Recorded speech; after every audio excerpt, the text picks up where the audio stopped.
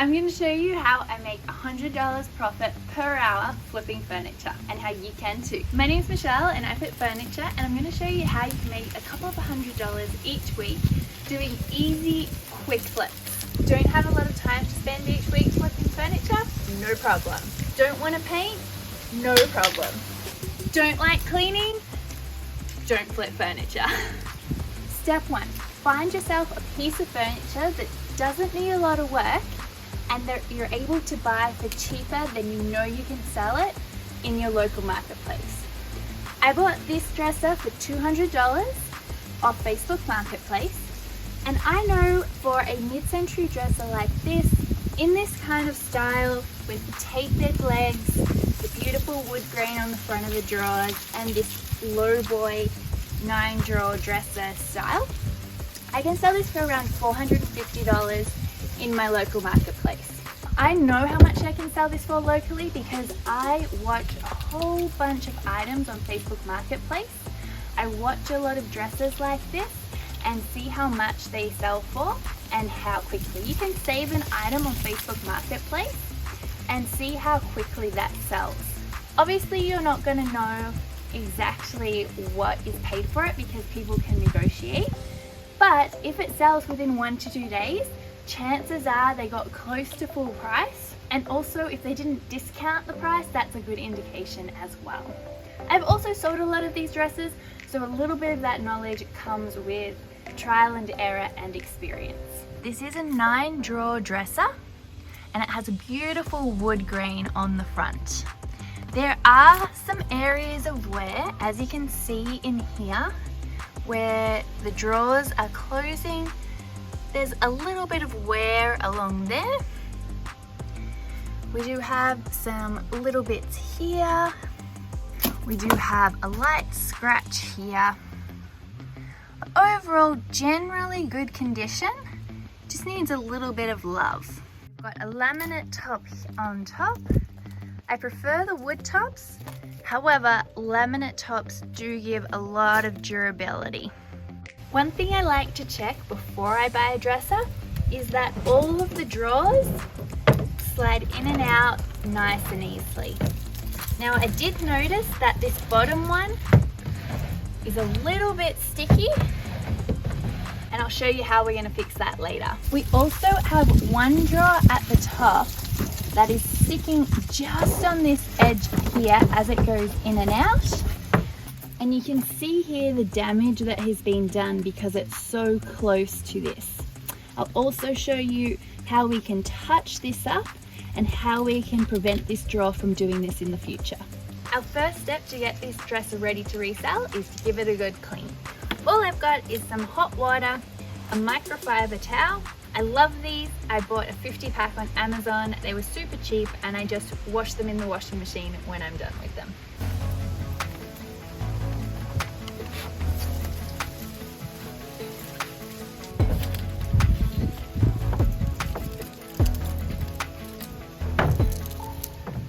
Now I'm going to take these drawers out and I'm going to clean the inside of the drawers, but also the inside of the dresser because a lot of dust gets trapped there over the years.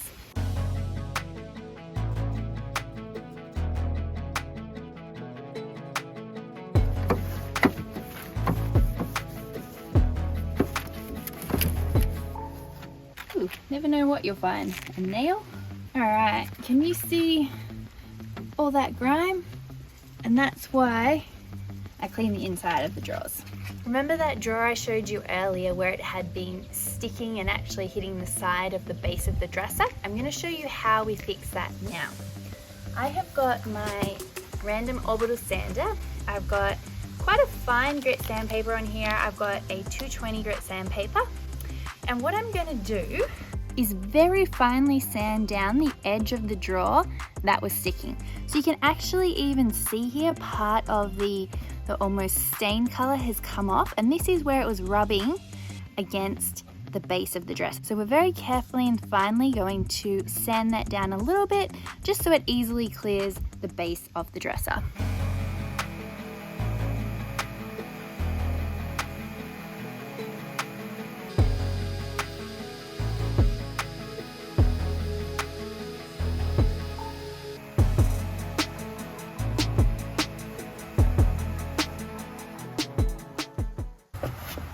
have the drawer here and we're just going to see whether it goes in more smoothly now or if we need to sand it a little bit more. Oh, that is beautiful. And less is more with these kind of things. I like to sand a little bit, check, sand a little bit, check. It's much better to go back and do a little bit more than realize you've gone too far. We're going to blend these bits of wear now, so just so they don't stand out as much. And we're going to use the Rust-Oleum repair markers in order to do that. I tend to start with the lightest color that I have first, especially on a lighter piece. So I'm going to start with the oak color and see if that's a color match, and if not, we can work out from there. I'm going to try it on my smallest bit first and on the bit that's more inside the dresser, just to see how we can get the best color match. What I like to do is I like to do a little bit and I actually rub it with my finger because I find it blends it in a lot nicer than if I just leave the solid line of the texture marker. I'm liking this match so far. I think it's pretty good, so I think we'll stick to this color. I think that's blended in very nicely, so we'll do the other ones now.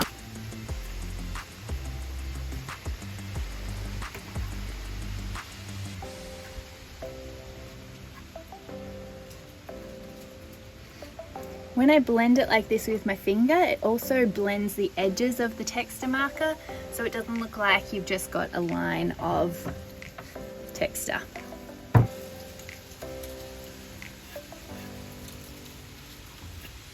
can actually see a decent amount of rubbing here. I actually found that the drawer that was here was rubbing a lot, so I switched the bottom drawer on this side with the bottom drawer on the other side, and they both actually fit a lot better. So sometimes people have just almost got the wrong drawer in the wrong hole, so feel free to play around with that.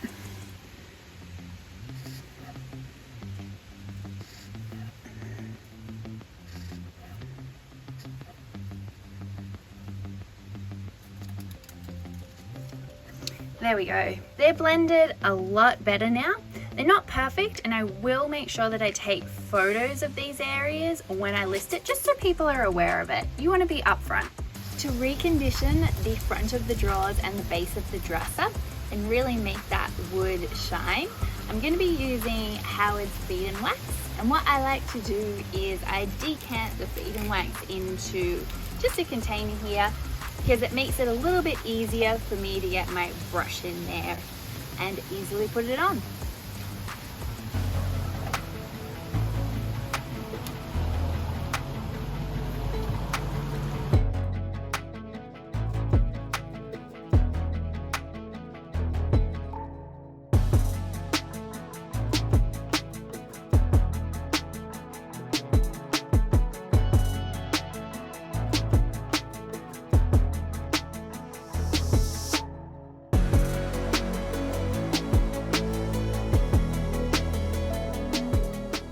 Now, I mentioned earlier that this bottom drawer was just a little bit sticky when pulling it in and out.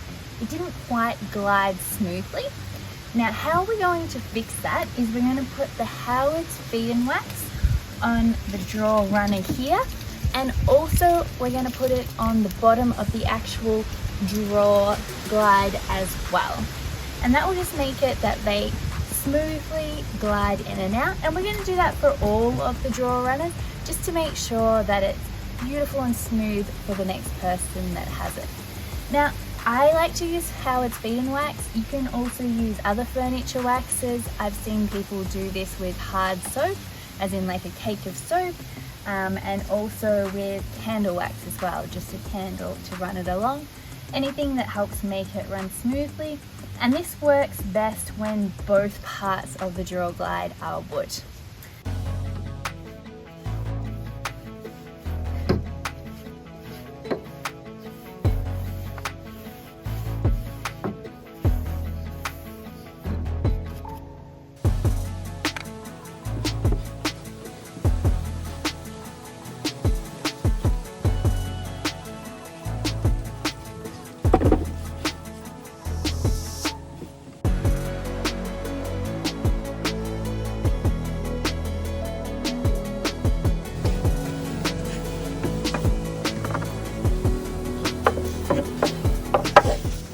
want to show you how much more smoothly this drawer now glides. Before it was kind of sticking as I pulled it in and out.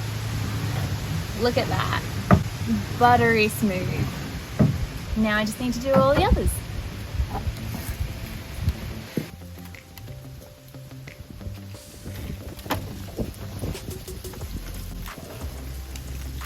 That's the last drawer done, and this sliding in and out beautifully. For the next step, on the top of this dresser, it's actually a laminate top, so it's not wood. Now, the great thing about laminate tops is that they're very durable. So on a dresser where it can be a high traffic area on the top of it, it keeps it in really good shape with the laminate top. Now, it doesn't need the feed and wax, so what I'm going to do is something a little bit different. I'm going to use some Fusion Mineral Paint Beeswax finish. And what's great about this is that you put it on, you leave it for 30 minutes. I just put it on with a clean microfiber cloth. After the 30 minutes, come back, buff it with another clean cloth. And what happens is it just gives it a nice luster, and the wax will actually cure over 30 days. And that will just help protect the top just that little bit more and give it that nice little shine as well.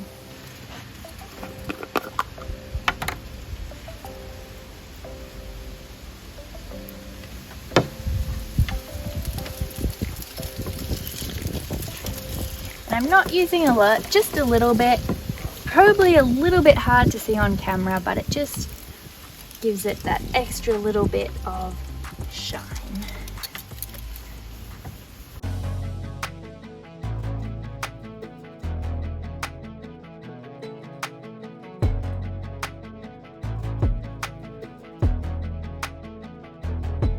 That's all done. We'll leave it for 30 minutes, come back and give it a buff. Been 30 minutes. So now we're going to buff this top. I've got another clean microfiber cloth, and basically circular motions, just a light amount of pressure, and that's all you need to do.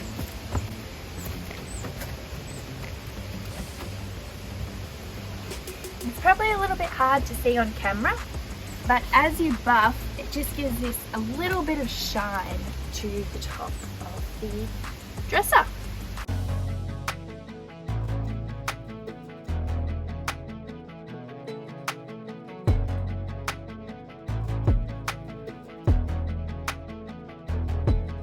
We have this scratch here on this drawer, and I'm going to try and blend this in a little bit better. We're going to use Minwax's Wood Putty.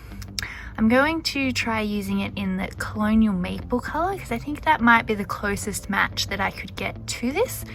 And basically we're going to get a little bit of this putty out and squeeze it into the scratch here. Now I did try a different coloured putty already, and it wasn't quite a good match, which is why I've got this other colour. And you want a clean surface when you use this, and we're just gonna basically push this putty in to the scratch, and you can just wipe away any excess with a damp cloth. So we'll do that shortly.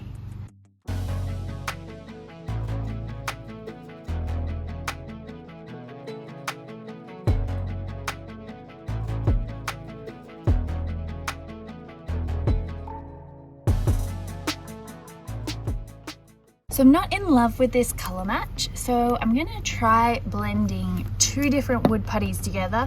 These were just what I had, so I've got that Minwax wood putty that we were just using. I've also got a Varathane wood putty in red mahogany. And I'm gonna see if I combine these together, if I can get a better match. There's the two colors right there that you can see them. I've just mixed the two colors in my hand. I'm sure there's a better way to do this, but we'll try this.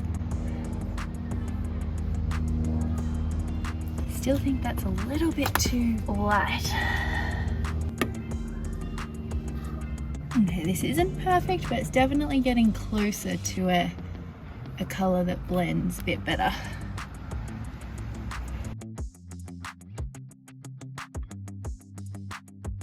Okay, I'm not in love with this colour. I feel like it's actually skewing a little bit purple. I've got no idea if this is going to work, but I'm going to try and put a little bit of of my oak coloured Rust-Oleum marker over the top of it to see whether we can make it match a little bit better.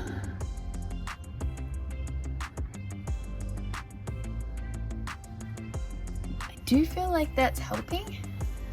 It's definitely not perfect, but I think it's a step in the right direction.